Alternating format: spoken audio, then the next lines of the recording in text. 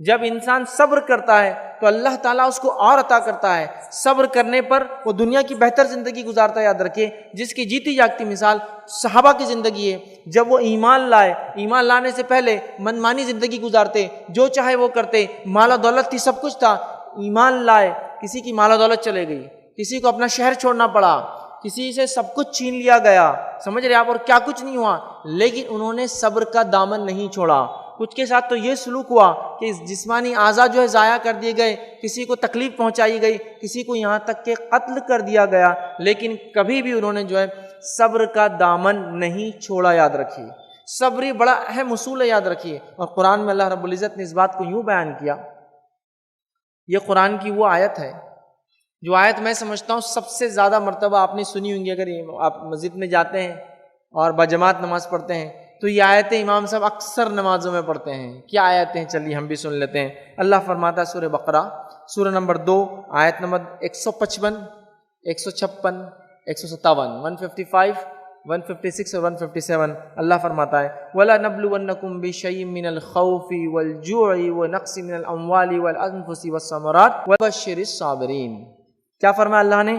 ہم تمہیں ضرور بضرور آزمائیں گے. کیسے آزمائیں گے؟ من الخوف، خوف سے، ڈر سے، والجوع، اور بھوک سے.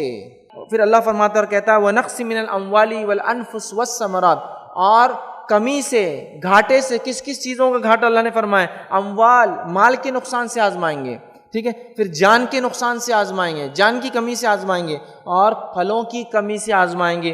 وَبَشِّرِ الصَّابِرِينَ، تو بشارت دے دو ان لوگوں کو جو ایسے معاملوں میں صبر کرتے ہیں.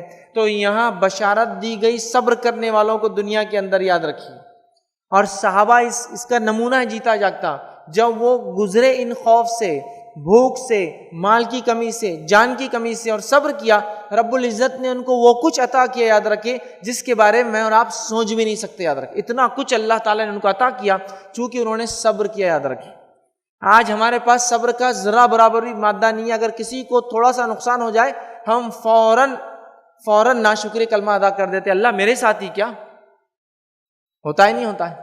کسی گھر چوری ہو گئی تو کیا بولتا ہے معلوم؟ فوراً یہ کہنا چھوڑ کر کہ اللہ میں صبر کرتا ہوں، انا للہ و انا الیہ راجعون، یہ چیزیں چھوڑ کر کیا بولتا ہے؟ اتنے مالدار لوگ سماج میں پڑے، ان کے گھر نہیں ہوتی، میرے گھر میں ہو گئی. کسی کے گھر کسی کا انتقال ہو گیا اور سمجھ لیجئے اس کی اکلوتی اولاد تھی، تو فوراً یہ کلمات ادا کر دیتے صبر کرنے کے بدلے کہ لوگوں کو تو اتنی بچے ہیں ان کو کچھ نہیں ہوتا، ہمارا ایک بچہ تھا ہم سے اللہ نے چھین لیا. تو ہم فوراً ناشکری کلمات ادا کرتے ہیں، صبر کے خلاف کام کرتے ہیں. جبکہ اگر ہم صبر کریں، جب اللہ میں آزماتا ہے خوف سے، بھوک سے، مال کی کمی سے، جان کی کمی سے، پھلوں کی کمی سے، تو اللہ نے بشارت دی ایسے لوگوں جو صبر کرتے ہیں. پھر فرمایا الذین اذا اصابتهم مصیبۃ قالوا، اور جب ان لوگوں پر مصیبت آتی ہے تو کیا کہتے ہیں؟ انا للہ و انا الیہ راجعون، ہم اللہ کی طرف سے آئے تھے اور ہمیں اللہ کی طرف لوٹ کر جانا ہے. پھر اللہ فرماتا اور کہتا ہے اور یہی وہ لوگ ہیں جن پہ اللہ کی نوازشیں ہوں گی اور اللہ کی رحمت ہے، وَأُولَٰئِکَ هُمُ الْمُهْتَدُونَ، اور یہی لوگ ہدایت یافتہ ہیں، دنیا میں ہدایت یافتہ ہے. تو یہاں دیکھیے صبر کے تعلق سے بات.